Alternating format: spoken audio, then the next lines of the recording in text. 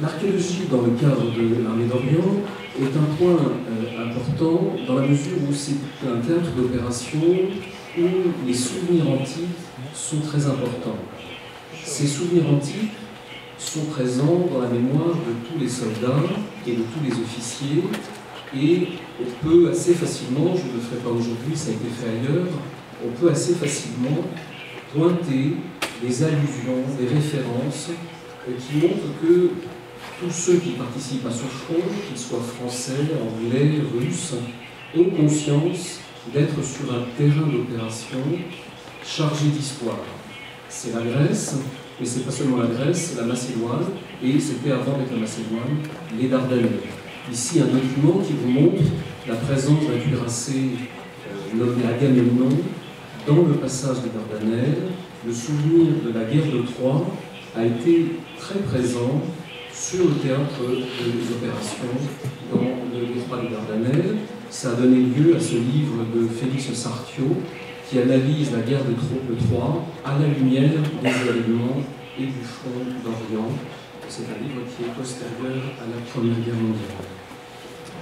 Ce souvenir antique, il est présent dans la conscience de tous les soldats, en particulier des soldats anglais. Ici un extrait d'un poème de Shaw Stewart, très connu, qui a fait l'objet d'une nouvelle réédition qui évoque le souvenir d'Achille dans la bataille de Gallipoli en particulier.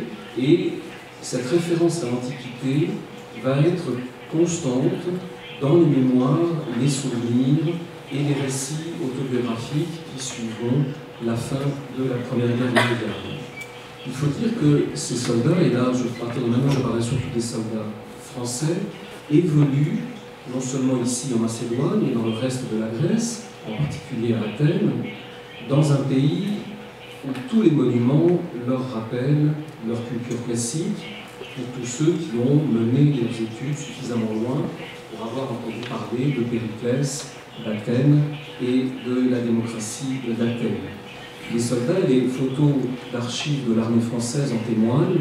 Les soldats français évoluent par exemple ici à Athènes et se font photographier devant les monuments français abondamment.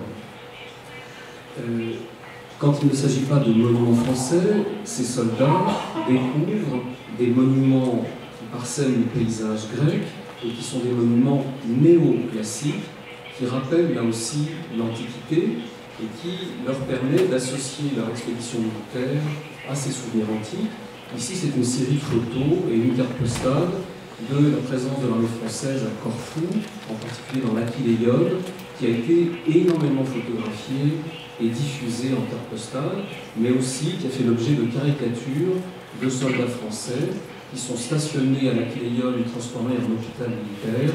Et vous avez ici une caricature qui est aux archives de l'armée française qui montre à quel point les soldats français avaient conscience d'être des contemporains dans une Grèce encore très antique et très marquée par l'Antiquité.